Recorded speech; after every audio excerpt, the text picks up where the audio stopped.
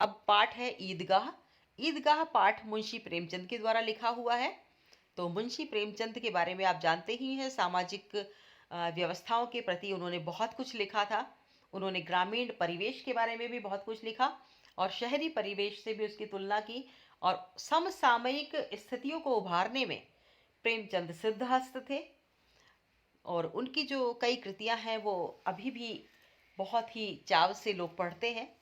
और मुंशी प्रेमचंद का जो ईदगाह कहानी थी बहुत ही प्रसिद्ध हुई थी, फेमस कहानी है, जो आपकी पाठ्य पुस्तकों में छोटी क्लासेस से ही आप पढ़ते आ रहे हैं। चलिए पढ़ते हैं क्वेश्चन आंसर इसके। अति लघुत्रात्मक प्रश्नों में है, मुंशी प्रेमचंद का जन्म कब हुआ था?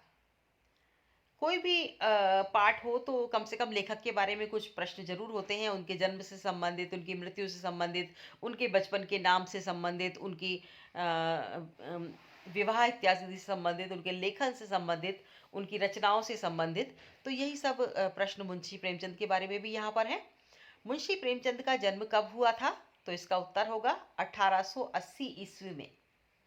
मुंशी प्रेमचंद का जन्म 1880 ईस्वी में हुआ था। दूसरा प्रश्न है, प्रेमचंद का बचपन का मूल नाम क्या था? प्रेमचंद का बचपन का मूल नाम धनपत राय था। क्या नाम था? धनपत राय। तीसरा प्रश्न है, मुंशी प्रेमचंद को उपन्यास सम्राट की उपाधि किसने दी थी? उपन्यास सम्राट कहा जाता है मुंशी प्रेमचंद को, तो ये उपाधि किसने दी थी? इसका उत्तर है श्री शरद चंद्र चट्टोपाध्याय ने। श्री शरद चंद्र चट्टोपाध्याय ने उन्हें उपन्यास सम्राट की उपाधि दी। चौथा प्रश्न है, प्रेमचंद के पहले कहानी संग्रह का क्या नाम है? प्रेमचंद के पहले कहानी संग्रह का नाम है सोजे वतन। बच्चों, हम नहीं सोच सकते कि शायद इनकी कहानी संग्रह का नाम ये होगा, क्योंकि ये उर्दू का शब्द है सोजे वतन, और हम ये सोच रहे थे कि कोई हिंदी का कोई नाम होगा, लेकिन हमें ये याद रखना है। और पांचवा जो क्वेश्चन है, ईदगाह कहानी कौन से विज्ञान पर आधारित है? कौन से विज्ञान पर आधारित है? तो जो हमारे हिंदी साहित्य में मनोविज्ञान पर आधारित बहुत सारी कहानियां हैं, तो इसमें बाल मनोविज्ञान पर आधारित है ये कहानी। तो इसका उत्तर होगा बाल मनोविज्ञान पर आधारित है। प्रश्न नंबर 6 है, गांव से ईदगाह कितनी दूर था? गांव से ईदगाह 3 कोस दूर था। सातवां प्रश्न है, ईदगाह कहानी का प्रमुख पात्र बालक कौन है? यहां पर आपको बालक का नाम बताना है। यहाँ प्रश्न ऐसा भी हो सकता था कि ईदगाह कहानी के प्रमुख पात्र का नाम क्या है या क्या था? तो उत्तर होगा ईदगाह कहानी का प्रमुख पात्र बालक हामिद है, या ईदगाह कहानी के प्रमुख पात्र का नाम बालक हामिद है, या ईदगाह कहानी के प्रमुख पात्र का नाम हामिद है।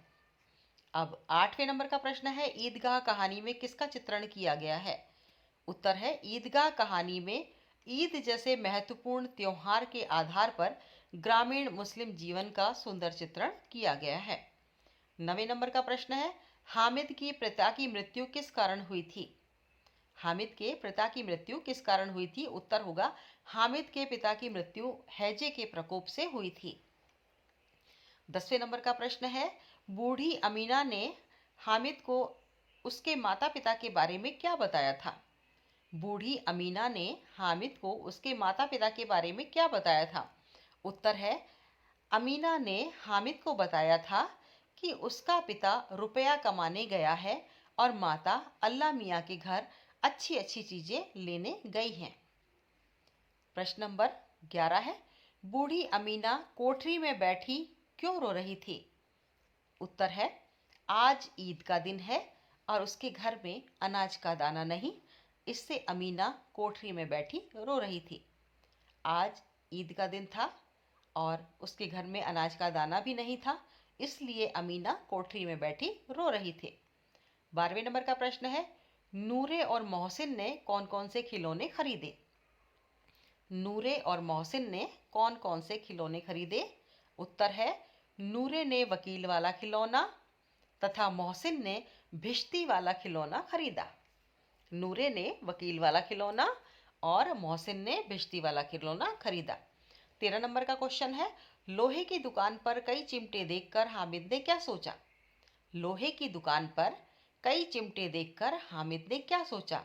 उत्तर होगा, हामिद ने सोचा कि रोटियां पकाते समय दादी के हाथ जल जाते हैं। यदि वह चिमटा ले जाकर दादी को दे दे तो वह कितनी प्रसन्न होगी। उत्तर एक बार फिर हम सुनेंगे। हामिद ने सोचा कि रोटियां पकाते समय दादी के हाथ जल जाते हैं। यदि वह चिमटा ले जाकर दादी को दे दे तो वह कितनी प्रसन्न होगी। 14 नंबर का क्वेश्चन है, दुकानदार ने चिमटे की कीमत बताई तो हामिद का दिल क्यों बैठ गया। उत्तर होगा, हामिद के पास 3 पैसे थे जबकि दुकानदार चिमटों की कीमत 6 पैसे बता रहा था। इससे हामिद का दिल बैठ गया। क्यों दिल बैठ गया। हामिद के पास 3 पैसे थे और दुकानदार चिमटे की कीमत 6 पैसे बता रहा था। 15 नंबर का क्वेश्चन है, किस बात पर बूढ़ी अमीना ने छाती पीट ली। उत्तर, हामिद के हाथ में चिमटा देखकर बूढ़ी अमीना ने छाती पीट ली कि सारे मेले में से उसने चिमटा ही लिया। अब लघुतरात्मक प्रश्न है, ईद किस महीने में आती है। उत्तर है, रमजान के महीने में रोजे रखे जाते हैं जो पूरे महीने रखे जाते हैं। महीने की समाप्ति पर अर्थात सव्वाल के पहले दिन आती है। इस प्रकार सव्वाल के महीने के प्रथम दिन ईद मनाई जाती है। अब दूसरा है, ईदगाह किस लेखक की रचना है। उत्तर होगा, ईदगाह बाल मनोविज्ञान पर आधारित कहानी है। यह कहानी सुप्रसिद्ध कथाकार मुंशी प्रेमचंद की रचना है। हामिद के चरित्र की कोई 3 विशेषताएं बताइए। उत्तर होगा, ईदगाह कहानी में बालक हामिद को इसके नायक के रूप में चित्रित किया गया है। उसके चरित्र में अनेक विशेषताएं बताई गई हैं, जिनमें से 3 विशेषताएं इस प्रकार हैं, विवेक बुद्धि वाला, भावुक और स्नेही और सहनशील। इसके बाद चौथा प्रश्न है, ये है कि मुंशी प्रेमचंद ने अपने साहित्य में किन किन कुरीतियों का मार्मिक चित्रण किया है। तो इसका उत्तर होगा, प्रेमचंद ने अपने साहित्य में किसानों, दलितों, नारियों की वेदना और जाति व्यवस्था की कुरीतियों का मार्मिक चित्रण किया है। 5वां प्रश्न है, प्रेमचंद की प्रमुख कृतियों का विवरण लिखिए। प्रेमचंद की प्रमुख कृतियां कौन कौन सी थी। उत्तर है, प्रेमचंद के कहानी संग्रह थे मानसरोवर, जो कि 8 भागों में प्रकाशित हुए। प्रेमचंद की कहानी संग्रह का नाम था मानसरोवर, जो कि 8 भागों में प्रकाशित हुए, यानी 8 पुस्तकें मानसरोवर 1, मानसरोवर 2, 3, 4, 5, 6, 7, 8 के नाम से लिखी गई। उपन्यास जो प्रेमचंद के थे वो थे निर्मला, सेवा सदन, प्रेमाश्रम, रंगभूमि, कर्मभूमि, गोदान, गबन। इसके अलावा नाटक जो थे वो था करबला और संग्राम। पत्रिकाएं जो प्रेमचंद ने निकाली वो थी माधुरी, हंस, मर्यादा और जागरण। वो इसके संपादक रहे। माधुरी, हंस, मर्यादा और जागरण। एक बार फिर से हम देखेंगे प्रेमचंद की प्रमुख कृतियां कौन कौन सी हैं। कहानी संग्रह उनके थे मानसरोवर 8 भागों में। उपन्यास थे निर्मला, सेवा सदन, प्रेमाश्रम, रंगभूमि, कर्मभूमि, गोदान, गबन। और नाटक था करबला और संग्राम। पत्रिकाएं माधुरी, हंस, मर्यादा और जागरण। 6 नंबर का क्वेश्चन है, हामिद ने चिमटे की उपयोगिता सिद्ध करते हुए क्या क्या तर्क दिए। हामिद ने चिमटे के पक्ष में जो तर्क दिए वे इस प्रकार हैं। हमें क्रम से लिखने होंगे तर्क, नंबर 1, 2, 3, 4 डालकर। तो कंधे पर रख लो तो चिमटा बंदूक हो जाएगा।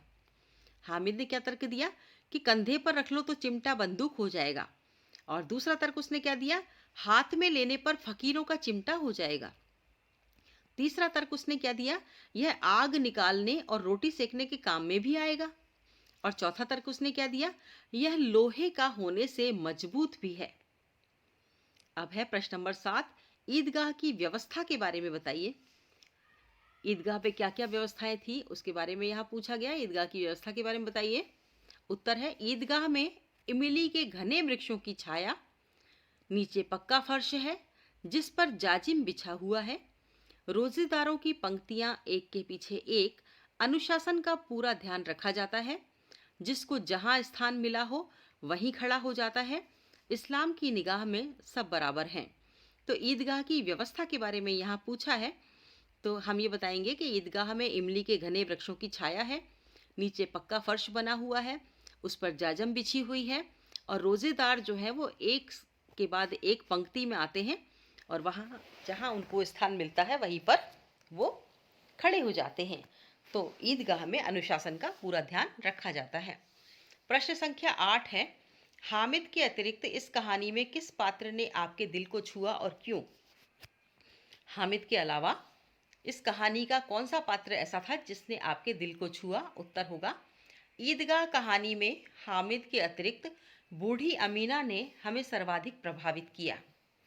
वह गरीब और बूढ़ी है, उसके बेटा बहू मर चुके हैं। ऐसी स्थिति में वह बालक हमीद की पूरी देखभाल करती है। वह उसे हर प्रकार से खुश रखने का प्रयास करती है। वह स्वरोजगार द्वारा घर का खर्चा चलाती है। अब प्रश्न नंबर 9 है, बुढ़िया का क्रोध तुरंत स्नेह में बदल गया और स्नेह भी वह नहीं जो प्रगल्भ होता है और अपनी सारी कसक शब्दों में बिखेर देता है। यह मूक स्नेह था, खूब ठोस, रस और स्वाद से भरा हुआ। इन पंक्तियों का भाव स्पष्ट कीजिए। तो इसका उत्तर हम किस प्रकार देंगे, इन पंक्तियों का भाव हम किस प्रकार से स्पष्ट करेंगे? देखें, ईदगाह कहानी के प्रमुख पात्र हामिद ने जब चिमटा खरीदकर अपनी दादी को दिया तो दादी को क्रोध आ गया। हामिद ने कहा कि तुम जब रोटी बनाती हो तब तुम्हारे हाथ जल जाते हैं, इसलिए मैंने चिमटा खरीदा। यह सुनकर बुढ़िया का क्रोध स्नेह में बदल गया और यह स्नेह दिखावटी नहीं था बल्कि आत्मिक स्नेह था। दादी का स्नेह बहुत ही सहज था।